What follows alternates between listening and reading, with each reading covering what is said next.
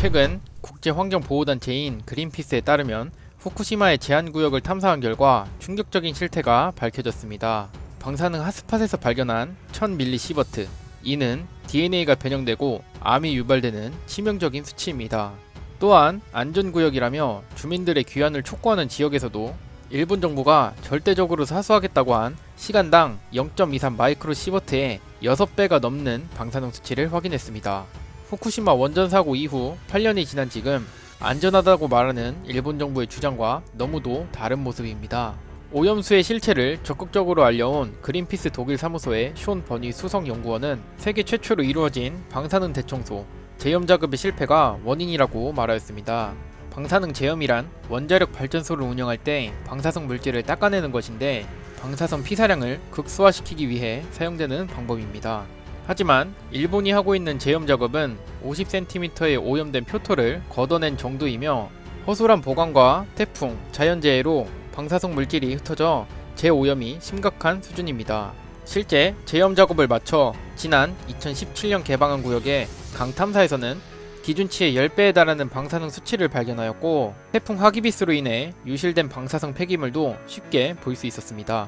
진짜 문제는 태풍 하기비스가 제염 작업이 안 된 지역의 흙에 포함되어 있던 방사능이 쓸려나가 지하수를 타고 강물로 흘러들어간다는 점입니다. 실제로 태풍 하기비스가 지나가 홍수가 난 일본 내륙의 주택가와 강물에서 방사능 물질 세슘의 농도가 급증한 것으로 확인됐습니다. 제염 작업이 보여주기식이라는 말도 나오고 있는데, 그린피스에 따르면 일본 정부가 제염 작업의 효과를 보여주기 위한 시범 장소로 쓰인 한 일본인의 집은 남이라는 지역의 마을이 있는데, 이 마을은 오염이 심각하여 귀환 곤란 지역으로 지정된 곳입니다. 이 집을 둘러싸고 있는 반경에 수미터 범위의 흙은 일본 정부가 목표로 삼은 안전 기준치인 시간당 0.23마이크로시버트 이하의 수치를 나타냈습니다. 하지만 바로 이 구역 바깥의 흙은 이보다 훨씬 높은 수치가 나왔습니다. 이 집과 불과 10분 거리에 있는 지역은 역대 그린피스가 측정했던 지역 중 가장 높은 1m 높이에서 측정했을 때 시간당 7마이크로시버트, 0.1m 높이에서 측정했을 때 시간당 90마이크로시버트가 측정되었습니다. 그 중에서도 빗물이 떨어지는 처마 밑에서 가장 높은 수치가 측정된 것으로 보면 비를 통해 씻겨 내려온 방사능이 누적된 것으로 보입니다. 또한 유입되는 지하수를 막기 위하여 3,743억 원을 들여 설치한 동토벽이 제대로 작동하지 않아 매일 170톤의 오염수가 생성되고 있습니다. 동토벽이란 후쿠시마 제1원전 건물 주변 1.5km 범위에 1m 간격으로 설치한 길이 20에서 30m의 냉각 파이프입니다.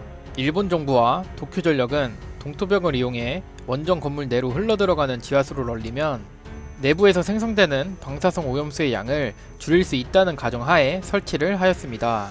하지만 동토벽이 완전 가동하기 시작한 2017년 8월 이래로 하루 평균 140일 입방톤의 지하수가 원자로들과 터빈들로 새어들어왔습니다.